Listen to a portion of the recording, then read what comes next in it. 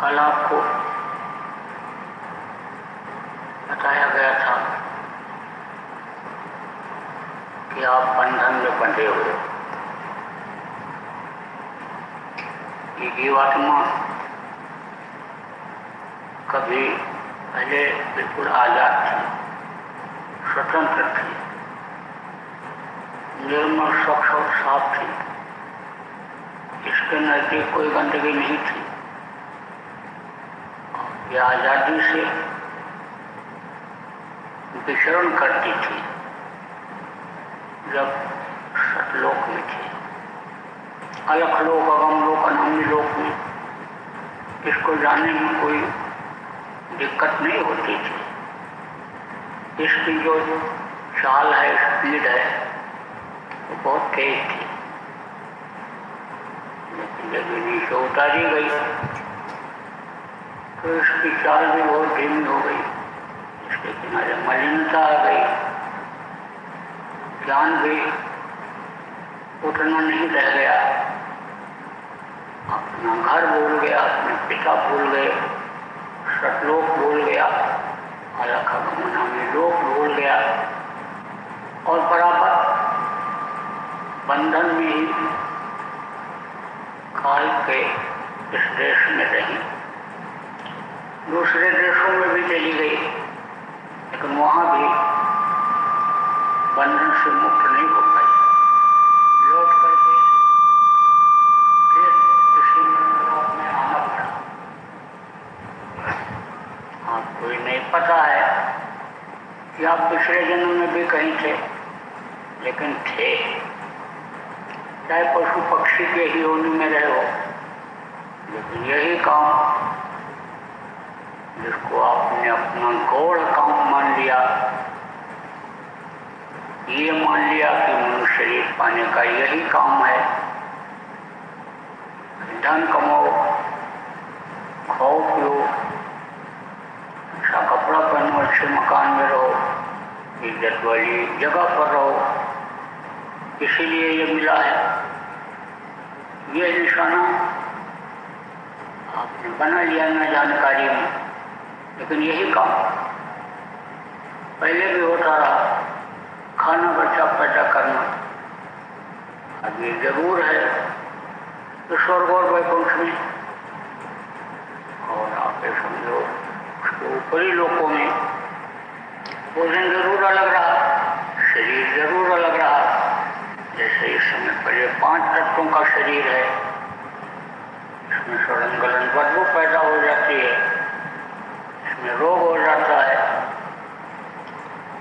वो जो शरीर, लिंग शरीर, सूक्ष्म शरीर, उसमें सड़न गलन बदबू नहीं पैदा होती है। आप ये समझो, क्योंकि ये अन्न नहीं है, वहाँ ये जल नहीं है, वहाँ का भोजन अलग है। तो जब ये अन्न और जल फल फूल जो शरीर का भोजन बताया गया, इसको जब खाते हैं तो मलमूत्र निकलता है, जो खाते हैं उसका मल बन करके निकलता है, जो पानी पीते हैं उसका मूत्र बन करके निकलता है। ये चीज़ तो वहाँ नहीं है। ये गंदगी जो यहाँ है वो ऊपरी लोकों में तो नहीं है, लेकिन भोजन अलग है, उनका शरीर अलग है। जैसे देवी देवता 17 तत्वों के लिंग शरीर में रहते हैं और वो सुगंधी आहार करते हैं, उनका जो भोजन है खुशबू है। आप ये समझो उस शरीर से जब और आगे बढ़ते हैं, आप ये समझो कि वो शरीर छूटता है, एक कपड़ा समझ लो कि ऊपर से पहने समझ लो उतरता है, तो दूसरा कपड़ा अन्य दिखाई पड़ता है वो आता है। आप ये समझो वो कौन सा शरीर है, वो है आपका अन्य समझ लो कि सूक्ष्म शरीर। आप उसमें क्या है, उसका अन्य समझ लो जो भोजन है वो नूर है, प्रकाश है। और फिर कारण शरीर का भोजन शब्द है। तो उधर शरीर को तो आराम है, शरीर को तो सुख है, लेकिन जीवात्मा वहाँ भी बंधन में है, मुक्त नहीं हो पाती है, आगे नहीं बढ़ पाती है, रास्ता नहीं मिल पाता है। वहाँ पे समझो वो जो किवाड़ लगी हुई है, जो दरवाजा है जो बंद है, उसका ताला जो लगा हुआ, उसकी चाबी मिलती नहीं है, तो ताला खुलता नहीं है, इसलिए आगे नहीं बढ़ पाते हैं, फिर लौट करके आ जाते हैं। इसी मृत्युलोक में आना पड़ता है, पूरी छेड़े मृत्युलोक के। तो कहीं पर तो थे, और अगर सूर्यकुंड में भी रहे तो वहाँ भी बंधन में रहे, आगे नहीं बढ़ पाए, और वहाँ भी यही काम करते रहे जो यहाँ करने में लगे हुए हो। तो वहाँ का समय तो ज़्यादा होता है, आयु ज़्यादा होती है, वहाँ की उम्र ज़्यादा होती है, लेकिन यहाँ तो आयु निश्चित है, समय निश्चित है, और ये शरीर जो है वो बुढ़ा होता है। आप ये समझो कि इसकी ताकत कम होती है, क्षीण होती है। तो आप ऐसे समय में अगर वही काम करते रहे तो बंधन से मुक्त कैसे होंगे। तो कल आपको बताया गया था कि ये जो शरीर मिला है बंधन में, जीवात्मा इसमें बंधी है। औरत शादी कर लिया तो वो भी एक बंधन हो गया, लड़का पैदा हो गया तो भी बंधन हो गया, उसकी भी देख रेख इंतजाम, दवाई पढ़ाई का इंतजाम, लड़के के लड़का हो गया, धन दौलत आज हवेली हो गई, प्रतिष्ठा बहुत बढ़ गया। अब आप ये समझो कि सबके लिए समय निकालना पड़ता है, तो बंधन में बने हुए। और जीवात्मा के बारे में जैसे बताया, ये स्थूल शरीर, अलिंग शरीर, सूक्ष्म शरीर और कारण शरीर के बंधन में जीवात्मा बनी हुई है। अब आप ये समझो जैसी व्यवस्था बनी हुई है, जैसे धर्म और कर्म है, जैसे पाप और पुण्य है, ऐसे आप समझो परोपकार है। परोपकार का मतलब क्या होता है, मदद करना। यह सब व्यवस्था आप समझो कि काल के अनुदेश की होती है। आप समझो यहाँ पर यह आप समझो पुण्य और पाप है, आप समझो ऊपर में सतलोक में तो कुछ नहीं है, उन ऊपरी लोकों में कुछ नहीं है। आप समझो कि ये कुछ नहीं, परोपकार ये सब कुछ नहीं है। लेकिन जो वहाँ से उतारे जाते हैं काम के लिए, वो यही के अनुसार काम करते हैं, तो उनको लोग परोपकारी मान लेते हैं। मोटी बात आप ये समझो कि जैसे जो अच्छा काम करने लगते हैं, लोगों को सुख सुविधा का ध्यान रखते हैं, आप ये समझो कि तकलीफ देने वाले को रास्ते से हटा देते हैं, सुख पहुंचाने वालों का को सम्मान दे देते हैं, क्या कहलाते हैं, महात्मा कहलाते हैं। तो योगी आया, ऋषि मुनि जिनको कहा गया, योगी योगेश्वर जिनको कहा गया, वो आते हैं, तो योग विद्या सिखाते हैं, प्राणायाम सिखाते हैं, प्राणों को खींचना सिखाते हैं, आप ये समझो कि संत जो आते हैं, जो आत्मा के कल्याण का रास्ता बताते हैं, तो जैसे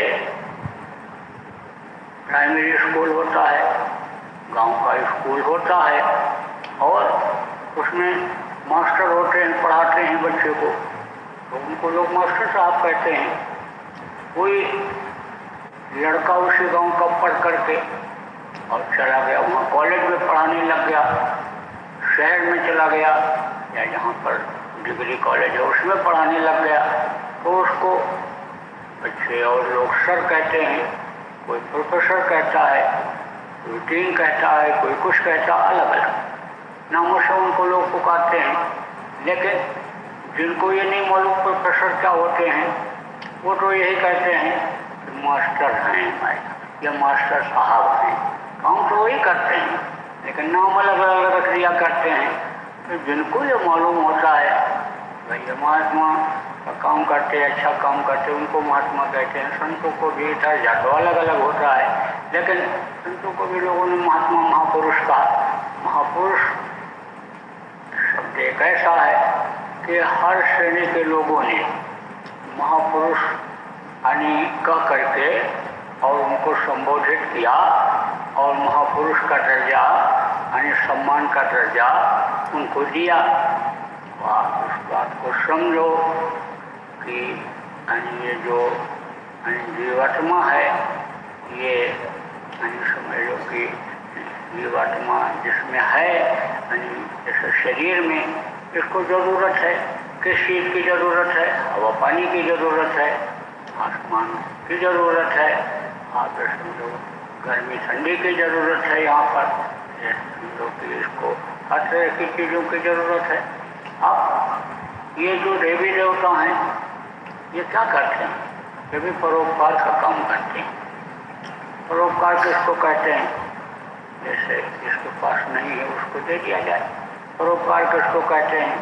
भाई खिलाया जाए, इनको पहनाया जाए, कोई दिक्कत ना होने पावे, तो उसको परोपकार कहते हैं। अब ये समझो कि माँ बाप बच्चे के लिए जो करता हो भी एक तरह से परोपकार ही है।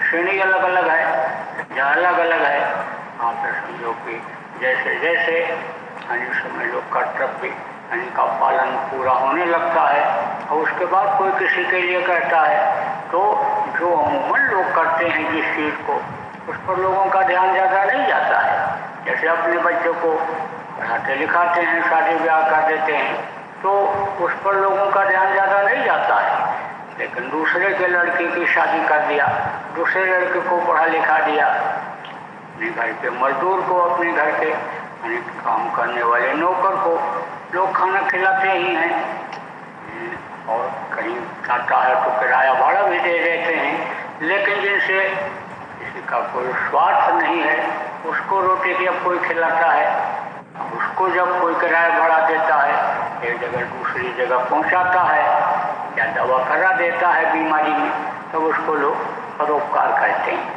ये वो चीज़ उभर करके आ जाती है, ये बड़े परोपकारी हैं। तो परोपकार की भावना ये लोगों के अंदर हमेशा रही है। आदमी के समझो कि जहाँ पर भी थोड़ा भी ज्ञान रहा है, जहाँ पर धर्म रहा है, जहाँ के कर्म अच्छे रहे हैं, जहाँ महापुरुषों का अवतरण हुआ है, जहाँ भी सत्संग प्रवचन लोगों को सुनने को मिलता है, परोपकार का महत्व बताया जाता है, वहाँ पर परोपकार रहता है। ये देवी देवता भी परोपकारी होते हैं। आप ये समझो, आप सूरज को क्या देते हो, हवा को क्या देते हो? आप ये समझो कि धरती को खोद खाद करके, और आप ये समझो उसमें अन्न पैदा कर लेते हो, आप धरती से पानी निकाल लेते हो, धरती को खोद करके बुनियाद डाल करके मकान बना लेते हो, लेकिन धरती को आप क्या देते हो? आसमान को आप क्या देते हो? तो वो आपको देता है, तो भी परोपकार का ही काम करता है। ऐसे ही देवी देवता भी परोपकार का काम करते हैं, लेकिन ये खुद बंधन में है। आप ये समझो, ये खुद बंधन में निकल नहीं सकते, पार नहीं हो सकते। तो आपकी माने समझो सत्संगियों की, प्रेमियों की अगर ये सोच बनी रहे कि ये हमको पार कर देंगे, हम अपने घर चले जाएंगे, छुटकारा पा जाएंगे जन्म मरण से, तो लोक में अब नहीं आएंगे, तो ये आपका भ्रम और भूल है। एक राजा, बहुत अच्छा राजा था, राजा का खूब पालन करता और देख देख रखता था। जब सेवा करता था तो उसके विचार, उसकी भावनाएं अच्छी थी, तो हर चीज को समझता था। विचार भावना जब अच्छी रहती है, धर्म कर्म की बात समझ में आती है, भगवान परमात्मा देवी देवता समझ में आते हैं, और जब विचार भावना गलत हो जाती है तो ये अच्छे नहीं लगते हैं। कितना भी कोई कुछ कहे, लेकिन वो अच्छे नहीं लगते हैं। क्या अच्छा लगता है? जैसा मन चला जाता है, इंद्रियां जैसा चली जाती हैं, जैसा भोग भोगता है आदमी, जैसा अन्न खाता है, हाँ जैसा खाओ अन्न वैसा होए मन, जैसा पियो पानी वैसी होए वाणी। तो जब मन उधर चला जाता है तब ये चीज़ समझ में नहीं आती है, और नहीं बाकी समझ में आती है। तो राजा परोपकारी था, तो एक दिन ऐसे घोड़सवारी करता हुआ जा रहा था, कुछ लोग साथ में भी थे, तो देखता गया, नदी के किनारे घूमने गया था, देखता गया कि मुर्दे बराबर आ रहे हैं चलाने के लिए नदी के किनारे। उसको भी मौत याद आ गई। मौत जब याद आई तो कहा भाई ये जिंदगी तो कुछ ही दिन की बची है, बहुत कुछ निकल गया, और मौत हो जाएगी, शरीर छूट जाएगा। ये चीज़ें कोई दुनिया के साथ जाने वाली हैं नहीं, रुपया पैसा और ये गड्डी कोई मददगार नहीं होगी। कितना भी हम ताकतवर राजा हैं, हमारे पास धन है, हमारे पास बल है, फौज फाटा है, लेकिन हमको कोई रोक नहीं पाएगा जाने से। यानी हमारी जीवात्मा को निकलने से यानी ये चीज़ें रोक नहीं पाएंगी।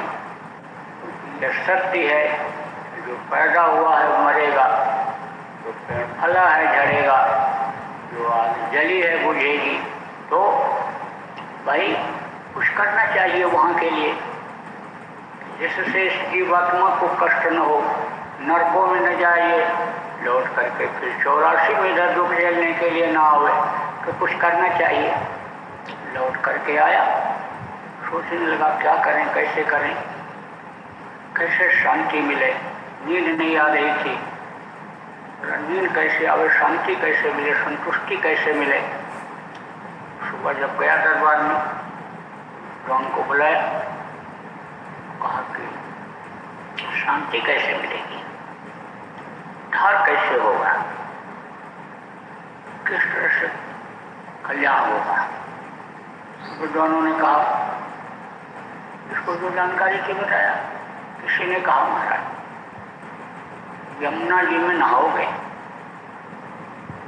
तो शांति यहाँ मिल जाएगी और आपका उद्धार हो जाएगा। किसी ने कहा गंगा जी आपका हरण करती हैं, आप नाशिनी हैं, तो गंगा जी में आप स्नान करो तो आपका पाप खत्म हो जाएगा।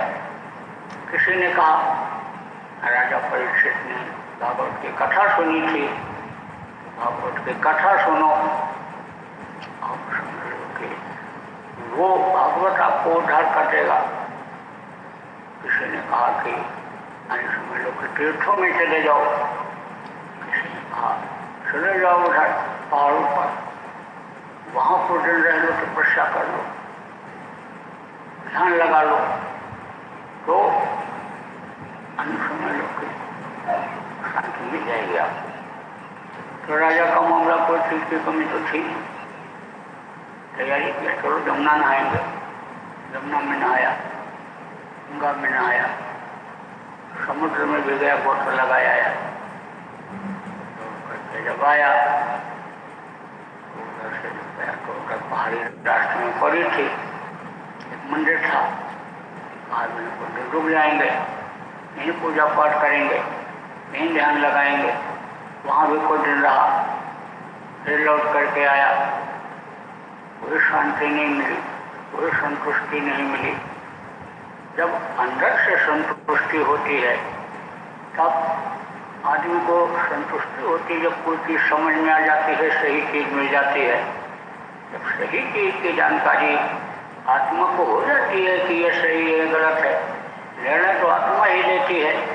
आप तो समझो कि मन को भरमा देता है, लेकिन सही चीज़ को अन्य समझ लो कि आत्मा कबूल करती है। कहते ना हमारी आत्मा नहीं गवाही दे रही, हमको आत्मसंतुष्टि नहीं हो रही है कि ये सही है, या हम ऐसा कर ले जाएंगे तो हमारा काम हो जाएगा। हर गलत काम के लिए आत्मा रोकती है। लेकिन जब मन चंचल हो जाता है, जैसे चंचल बच्चा है, जल्दी रुकने से नहीं रुकता, माँ बाप उसको यानी बुलाते रहते हैं, रोकने की कोशिश करते हैं, लेकिन तो भी गोदी में से छोटा बच्चा उतर जाता है, कूद जाता है। ऐसे जब मन चंचल हो जाता है तो ये उधर ही शरीर को ले जाता है, शरीर में रहने वाली जीवात्मा भी उधर ही चली जाती है। तो आप समझो कि आत्मा संतुष्ट जब हो जाती है तभी संतुष्टि मिलती है। तो आत्मा को संतुष्टि नहीं मिली। लौट करके आ गए, घूम करके भटक करके जब दरबार में पहुँचे तो बोले, विद्वान को बुलाया, पंडित जी को बुलाया, और पंडित जी बताओ अब क्या करें। तो उन्होंने कहा राजा सब तो आपने किया, लोगों ने बताया जैसा आपने किया, अब मेरे कहने से आप भागवत की कथा सुन लो, सत्यनारायण की कथा सुन लो, उससे आपका काम बन जाएगा। देखो साधु बनिया करना कलावती को उससे लाभ मिला, इनको हुआ, ऐसा हुआ, परीक्षित को लाभ हुआ, उनको सब बताया। बोले चलो ठीक है, वो भी कर लें। सत्यनारायण की कथा भी सुना और भागवत भी सुना, लेकिन संतुष्टि नहीं मिली। अब क्या करना चाहिए? तो बुलाया शहर के, बोले जितने धार्मिक लोग हैं इनको बुलाओ, अब विद्वानों से काम नहीं होगा। आप समझो कि अनुभव अलग चीज होती है और विद्वता अलग चीज होती है। पढ़ाई लिखाई एक अलग चीज है, अनुभव एक अलग चीज है। अनुभव जो होता है पक्का होता है, पढ़ाई लिखाई से क्या होता है, गाइडेंस मिल जाता है, रास्ता मिल जाता है। लेकिन अनुभव उसको होता है तो उस रास्ते पर चलता है, तो रास्ते पर जब चलता है तो उसको हर तरह का अनुभव हो जाता है। किताब में तो लिखा है कि इधर से जाओगे ऐसी सड़क मिलेगी, ऐसी हवा पुलिया मिलेगी, लेकिन देख नहीं पाता किताब में कि क्या है, कहाँ पुलिया है, कहाँ चौराहा है, कहाँ से दाएं बाएं मुड़ना है। तो किताबों के पढ़ने से, किताबी ज्ञान से रास्ता भटक भी जाता है। क्यों? किताब लिखने वाले कई तरह के होते हैं, कोई अगर उसका मतलब नहीं समझ पाया तो मान लो कोई गुजराती में किताब लिखा और उसने कहा कि जामड़े बाजू मुड़ जाओ, अन्य समझ लो कि जिस हाथ से खाते हैं उसको जामड़े बाजू कहते हैं, दाहिने हाथ से, यानी आप जैसे दाहिने हाथ की तरफ मुड़ जाओ। अब हिंदी समझने वाला नहीं समझ पाया, वो कहते हैं पंजाब में खब्बे हाथ से मुड़ जाओ, तो खब्बे हाथ से जो नहीं जानता उसको हिंदी जानने वाले को क्या पता। ऐसे ही लोग भटक जाते हैं और उसी में समय निकल जाता है। तो किताबी ज्ञान वालों से पूरा काम नहीं होता है और बल्कि वो लड़ने लग जाते हैं। जितने मत मतांतर हिंदुस्तान में बने और बढ़े, आप देखो संत मत यानी संत समझो सबसे आला मत कहा गया, लेकिन उसमें भी बहुत शाखाएं हो गई। तो अब आपस में ही नहीं तालमेल लोगों का खाता है, वो फिर उसी तरफ चले गए, यानी आप समझो पंथ बना लिए और जड़ता की तरफ चले गए, मुक्ति की तरफ चले गए। इस चीज को उनके गुरु ने छोड़ा और स्तर लगाया इधर आध्यात्म की तरफ, वो आध्यात्म भूल गए और वही धर्म कर्म में जो लोग करते हैं उसी में फंस गए, तो जितने मत मंत्रांतक बनते बढ़ते चले गए, लोग भ्रमित उतने ही होते चले गए। और था ना राजा, राजा के राज्य में बहुत पढ़े लिखे लोग थे, खूब शिक्षा का स्तर उसने ऊंचा उठाया।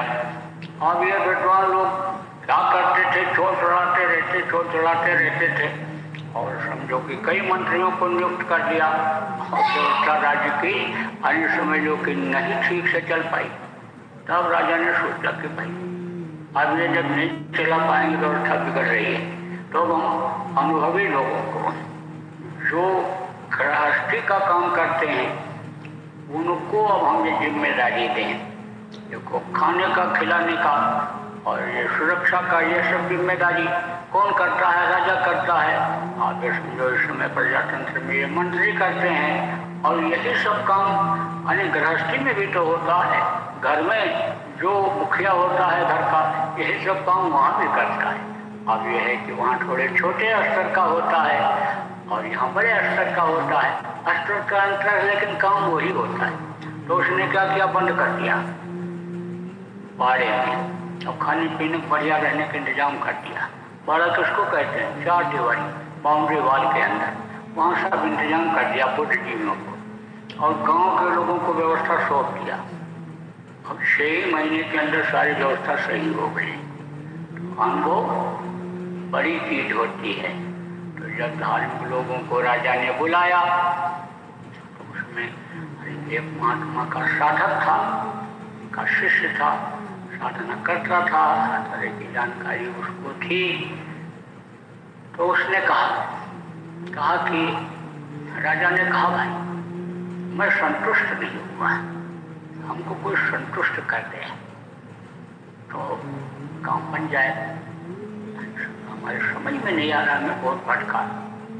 तब आदमी ने कहा कि जो समर्थ गुरु होते हैं सबको संतुष्ट कर देते हैं और उनके पास हर तरह का उपाय होता है और इसी काम के लिए आते ही हैं इस धरती पर। अगर संतुष्टि ना मिले, बताने समझाने पर लोगों के समझ में चीज ना आवे तो उस चीज को पकड़ेंगे नहीं, तो उनका भी काम अधूरा रह जाएगा और आदमी भी फंसा रह जाएगा, बंधन में ही बंधन में बंधा रह जाएगा। तो आप राजन मेरे गुरु महाराज से अपनी बात कहो, उनको आने समझ लो कि आप चलो उनके पास या बुलाओ। वैसे तो महात्मा होते थे, पूरे संत होते थे, कहीं जाते आते नहीं थे। उनके सामने राजा और उनकी क्या कीमत, कुछ नहीं। बड़े बड़े राजा महात्माओं का पैर छूते थे, सिंहासन छोड़ करके आते थे और स्वागत सत्कार करते हुए ले जाते थे, बैठाते थे राज दरबार में अपने बगल, नीचे बैठते थे, कुर्सी पर बैठते थे। तो महात्माओं के सामने तो सबको झुकना पड़ा और कुछ अगर लेना है तो झुक के ही लिया जा सकता है, छोटा बन के ही लिया जा सकता है, सिर पर सवार हो करके। अन्य समझ लो कि घड़े के ऊपर कटोरी जो रहती है वो घड़े से पानी नहीं ले सकती, उसको नीचे उतरना पड़ता है कटोरी को, तब घड़ा उसमें पानी भरता है। ऐसे ही समझ लो कि छोटा बन करके ही लेना पड़ता है। तो राजा जिनके पास जाते और उनको सम्मान की दृष्टि से देखते, उनको जाने की जरूरत क्या है। जिसके पास आत्मधन है, जिसके पास उद्धार की शक्ति है, सब कुछ देने की शक्ति है, उस मालिक से दिलाने की शक्ति है, जो संत हैं, जो पूरे साधक हैं, उनको कहीं जाने की जरूरत क्या है। वो तो जो इच्छा की नहीं मनमाही और हज प्रताप का दुर्लभ नहीं, जब उनके ऊपर गुरु की दया हो जाती है तो गुरु प्रताप का दुर्लभ नहीं, गुरु की कृपा से उनके लिए कोई चीज दुर्लभ नहीं रह जाती है। जिस चीज की इच्छा करते हैं वो हाजिर हो जाती है। कल अगर किसी चीज की जरूरत है तो वो आज मिल जाती है, जाने की जरूरत क्या है। अब यह है कि जिनको उस मालिक पर विश्वास नहीं होता है और उसकी सर्व शक्ति का परिचय जिसको नहीं मिलता है, सर्व समर्थता का परिचय जिसको नहीं मिलता है, वो अपने सम्मान के लिए राजाओं के पास और इनके पास जो जिम्मेदार होते हैं राज्य के देश के, उनके पास दौड़ करके जाता है। तो जो संत होते हैं वो नहीं जाते हैं। बाकी लोग किस लिए जाते हैं? अरे समझो कि राजद्वारे साधुजन साधक भी नहीं जाते। क्या जरूरत है साधकों को जाने की? नहीं जाते हैं लोग। कौन जाता है? जो साधक के वेश में रहता है, दाढ़ी बाल बढ़ा लिया, सिर मुड़वा लिया, लोग वो जाते हैं। जो उस मालिक से काफी दूर रहते हैं, उनके विश्वास से दूर रहते हैं, वो जाते हैं। किस लिए जाते हैं? राजद्वारे सारे जन तीन बात को जाना, क्या माया, क्या मीठा, क्या मान। आप ये समझो, अच्छा खिलाते हैं राजा लोग, राजसी भोजन मशहूर बताया गया। आप समझो तरह तरह का मेवा मिष्ठान समझो खाने को मिलता है, तो इसलिए जाते हैं खाने के लिए। क्या मीठा, क्या मान, इज्जत के लिए, सम्मान के लिए जाते हैं। दक्षिणा मिलता है उसके लिए जाते हैं। तो जिसको को छूना चाहिए, चाह गई चिंता गई मनवा के परवाह, और जिसको को छूना चाहिए थोड़ी शांता, तो बादशाह तो खुद हो जाते हैं, महात्मा संत हो जाते हैं कि जो इच्छा को खत्म कर देते हैं, मार देते हैं जो अपनी इच्छाओं को, मन के गुलाम नहीं रह जाते हैं, उनकी इच्छा खत्म हो जाती है, जाने की जरूरत क्या रहती है। लेकिन चूंकि इस दुनिया संसार में रहते हैं, काल भगवान के देश में रहते हैं, तो यहाँ का राजा उसके राज्य में रहते हैं, तो नियम कानून का पूरा पालन करते हैं, तो सम्मान देते हैं। देखो प्रेमियों, आप एक दूसरे को सम्मान नहीं दे पाते हो, तो आप तो सम्मान की इच्छा रखते हो, आप तो इस बात की इच्छा रखते हो कि हमारी कोई सेवा करे, लेकिन आपके अंदर कितनी सेवा की भावना है? आप ये इच्छा रखते हो हमको कोई चीज़ दे दे, हमको कोई अच्छा खिला दे, अच्छा पहना दे, सवारी का साधन दे दे, लेकिन आप उसके लिए क्या कर रहे हो? तो आपको इस बात को समझना चाहिए, आप जिसको जितना सम्मान दोगे उतना आपको सम्मान देगा। जिसके लिए आप करोगे वो आपके लिए भी करेगा। ये जरूर है कि उसके पास कम है, आपके पास ज़्यादा है, लेकिन कम वाला भी मौके पर बहुत काम आ जाता है। इसीलिए कहा गया सहयोग की भावना होनी चाहिए। आप एक बात की जानकारी किसी को दोगे तो वो 4 बात की जानकारी दे देगा, नहीं 4 बात की दे पाएगा, मुसीबत में कोई ऐसी जानकारी दे देगा कि आपकी मुसीबत दूर हो जाएगी। इसीलिए तो ये गृहस्थी बनाई गई, समाज बनाया गया, लेने देने का। ऐसे में समझ लो कि कर्जा अदा करने के लिए उसने बनाया।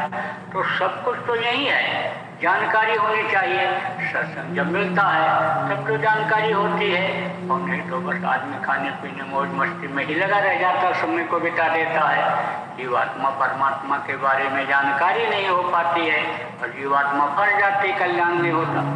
तो आप समझो इस बात को कि बुलाया जब राजा ने महात्मा को कि आप आइए, और उनके शिष्य से कहा सम्मान के साथ बुलाओ। राजा अगुवाई करने के लिए खड़ा रहा।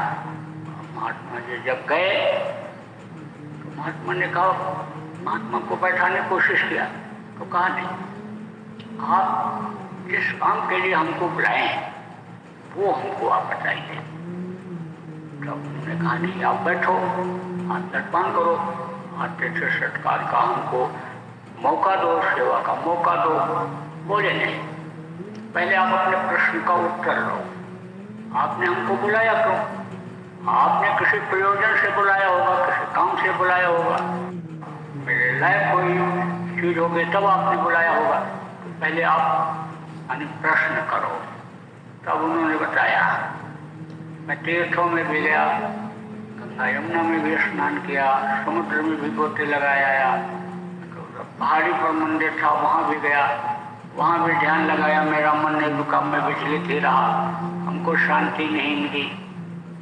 तो महाराज मैंने कथा भी सुना सत्यनारायण की, व्रत भी रखा, अनुष्ठान भी किया, और देखो ये पंडित जी हमारे विद्वान लोग बैठे हैं, इन्होंने अनुष्ठान भी कराया और इन्होंने हमको भागवत भी सुनाया, लेकिन हमको संतुष्टि नहीं मिली। मैं संतुष्ट नहीं हो पाया, हमको आप संतुष्ट करिए। तो महात्मा जी ने कहा आप हमको 1 मिनट के लिए अपना अधिकार पूरा दे दीजिए और सबको यहाँ बता दीजिए कि मैंने राजा का अधिकार 1 मिनट के लिए महात्मा जी को दे दिया, और उसमें जो मैं किसी को कोई आदेश करूं या जो करूं उसका ये पालन कर लें। 1 मिनट से ज़्यादा समय नहीं दूंगा, 1 मिनट में आदेश दूंगा और आदेश का पालन करूंगा। तो बस समझ लो कि कह दिया ठीक है, कहीं देखते रहो, कहीं देख रहे थे, बस समझो कि कहा ठीक है, 1 मिनट के लिए अधिकार दिया। और गले में दुपट्टा लटकाए थे, सिपाही वहीं खड़ा था, सिपाही के पास गए और बोले कि इसको पकड़, और इनको जो है नहीं, पहले कहा देखो राजा, मैं जो बात बोलूं उसको आप मानोगे? बोले मानने लायक होगा तो उसको मानेंगे। बोले मानने लायक की बात आपसे कहूँगा, तो आप अक्सर करते रहते हो वही बताऊंगा आपको। तो बोले कि ठीक है बताइए। तो बोले कि इनको पंडित जी को बंधवा दो, जो पंडित जी हैं, ये जो सबसे आपके विद्वान हैं, श्रेष्ठ हैं, इनको बंधवा दो, हाथ पैर इनका बंधवा दो, बंधवा करके बैठा दो। बंधवा दिया। फिर जब कहा राजा अब 1 मिनट का अधिकार हमको आप दे दो अपना पूरा, 1 मिनट से ज़्यादा समय नहीं लूँगा, उतनी देर में मैं आपको समझा दूँगा। बोले ठीक है। कोई सिपाही खड़ा था और फट से दुपट्टा उठाया, निकाला, फट से गले पकड़ाया, गले पकड़ राजा को बांध दिया। 1 मिनट का अधिकार तो महात्मा के पास था, राजा तो उस समय पर कुछ था नहीं, राजा तो ये थे। सिपाही ने पूरा आदेश का पालन किया, राजा का हाथ पैर बांध, राजा को खड़ा कर दिया, हाथ पैर बांध करके खड़े, न चल पा रहे न बैठ पा रहे। तब राजा से कहा राजा अब आप पंडित जी को खोलो। बोले हम कैसे खोल पाएंगे, हम अब इनको कैसे खोल सकते हैं, हाथ हमारा फ्री नहीं है, पैर नहीं फ्री है, कैसे इनको खोलेंगे? पंडित जी से कहा पंडित जी आप राजा को खोल। बोले हमको खुद बनने पड़े, हम इनको कहाँ से खोल सकते हैं, हम इनको फ्री नहीं कर सकते, नहीं खोल सकते। तब कहा कि अच्छा तो चलो हम खोल देते हैं। दोनों को खोला और खोल करके दोनों को खड़ा किया। कहा देखो आप भी बंधन में थे, इनको नहीं खोल पाए, और ये भी बंधन में थे, नहीं खोल पाए, और मैं फ्री था तो मैंने दोनों को खोल दिया। ऐसे ही जो खुद बंधन में वो दूसरे को कैसे बंधन से मुक्त कर सकता है? अब ये बता दिया कि यही मुक्त कर देंगे, तो यही काम तो पहले भी होता रहा। देखो यही काम पहले भी लोग करते रहे, स्वर्ग चले जाओगे, वैकुंठ चले जाओगे, देवलोक में पहुंच जाओगे, ये सब करते रहो जो बताया जा रहा है, इसको करते रहो, और इसी में समय निकल गया। जब तक जानकारी नहीं थी तब तक तो आप भी बहुत से लोग करते रहे, मैं भी जब गुरु महाराज नहीं मिले थे तो मैं भी बहुत करता रहा। गुरु महाराज की ऐसी दया रही कि धार्मिक घर में मेरा जन्म हुआ था। आप समझो कि धार्मिक भावना लोगों के अंदर भरी हुई थी, जो भी जिस तरीके से करते थे सब उस पर विश्वास करते थे, भगवान मालिक पर, और किसी को भी मानते थे भगवान मान करके, और निष्ठा के साथ पूजा पाठ में की जानकारी जैसी थी परिवार के लोग करते थे, तो उसी वातावरण में मैं भी पला। लेकिन जब गुरु महाराज मिल गए और जानकारी हो गई, ज्ञान हो गया, तब तो मैं यही समझ लिया वो तो गुड़िया गुड्डा का खेल था।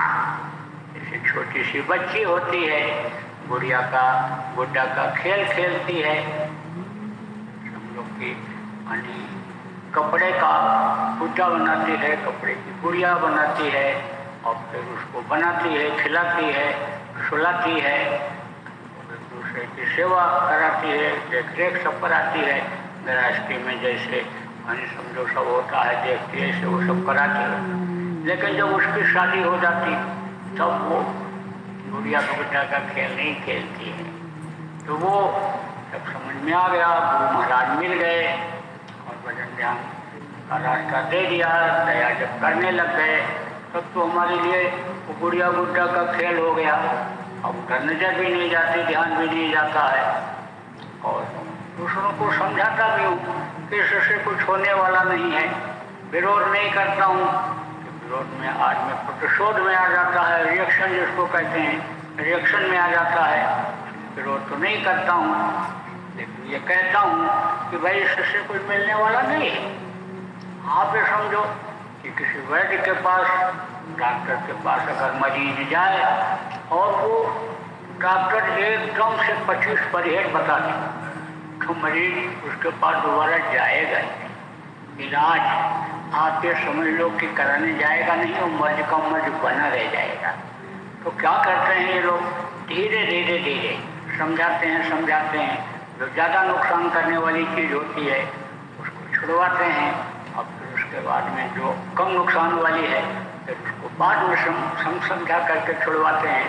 और लास्ट में समझ लो एकदम परहेज करा देते हैं। तो वही उनकी दी हुई दवा जो परहेजी में समझ लो कि फायदा उतना नहीं करती है, वही दवा फायदा कर जाती है और मर्ज जड़ से खत्म हो जाता है, निर्मूल हो जाता है और शरीर निरोगी हो जाता है, कायाकल्प हो जाता है। आप ये समझो कि जैसे दवाई होती है, दवाई रोग को खत्म करती है, तो रोग को तो खत्म कर देगी। बुखार है तो बुखार को खत्म कर देगी दवाई। और आप ये समझो कि दस्त आ रहा है तो दस्त को बंद कर देगी दवाई। लेकिन दस्त से आई हुई कमजोरी, बुखार से आई हुई कमजोरी को दूर करने के लिए दूसरी दवाई खानी पड़ेगी। अब आप ये समझो कि जब कोई दवा शोध करके बना ली जाती है, दवाओं का शोधीकरण हो जाता है, तब कहते हैं कि समझ लो कि ये दवा वो अब नहीं रह गई, ये समझ लो कि ये दूसरी दवा होगी। वही दवाई समझ लो कि ये शोधी हुई दवा है। जैसे ये पीपल है, पीपल को 64 पारा उसको बनाते हैं, उबालते हैं, क्या क्या क्रिया करते हैं, तो वो दवा में ज़्यादा ताकत आ जाती है। आप समझो कि जब वो उस पीपल को लेते हैं, डॉक्टर लोग देते हैं, वैद्य लोग देते हैं, तो वो ज़्यादा फायदा करता है। तो आप ये समझो इसी तरह से जो संत आते हैं, महात्मा आते हैं, ऊपर से भेजे जाते हैं, ऊपरी लोगों से होते हुए आते हैं। उनको खबर लग जाती है ऊपरी लोगों को कि अब ये जा रहे हैं, पूरी पहचान बनाते हैं, दर्शन करके खुश होते हैं, क्योंकि वो वहाँ से आते हैं, पिता के घर से, पिता के देश से आते हैं। तो जब यहाँ आते हैं इस धरती पर, तो धीरे धीरे ही अपना काम करते हैं और लोगों को समझाते हैं, बताते हैं, घर का याद दिलाते हैं, बुराइयों को धीरे धीरे दूर करते हैं। और बुराइयाँ जब दूर हो जाती हैं, मन चित्त बुद्धि सही हो जाता है, तो रास्ता बता देती है। और रास्ता जब बता देते हैं तो उस पर चलाते भी हैं। देखो आप पहले भी इसी तरह का था, और पर लोग जाते थे और वहाँ पर सत्संग होता था और वहीं पर सब बातें बताई जाती थी, लोग सुनते थे, समझते थे और अमल करते थे, अमल कराया भी जाता था। और बहुत से लोग समझ लो नटखट बालक के स्वभाव में आ गए। नटखटता आपकी नहीं जाती है, स्वभाव जल्दी नहीं बदल रहा है, वहाँ से उसी आदत में थे और यहाँ आप रहते हो तो यहाँ भी उसी आदत में चले जाते हो, बहक जाते हो। और वैसा कोई साथी अगर मिल गया तो यहाँ भी बिजनेस व्यापार सोचने लग जाते हो, यहाँ भी आप उसी गृहस्थी को बढ़ाने के लिए सोचने लग जाते हो। और जो वहाँ करते रहे धोखाधड़ी, बेईमानी और इधर उधर का काम, यहाँ भी वही चीज़ सोचते रह जाते हो, तो एक ध्यान में कितनी तलवार रहेगी। यानी ये समझो कि मन तो एक ही है, आप जो समझो ये शरीर एक ही है, इससे क्या क्या काम करोगे, क्या कराओगे।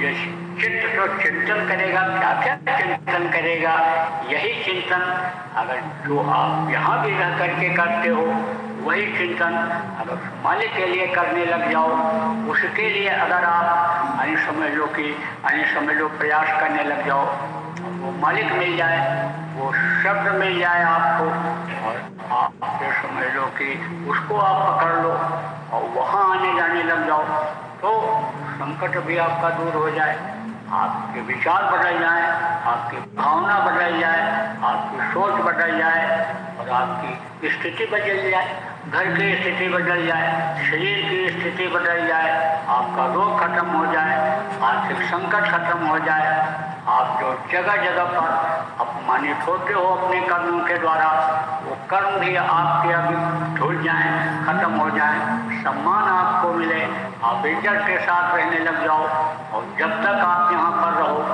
आप सुखी रहो, सुख का अनुभव करो, संतुष्टि का अनुभव करो।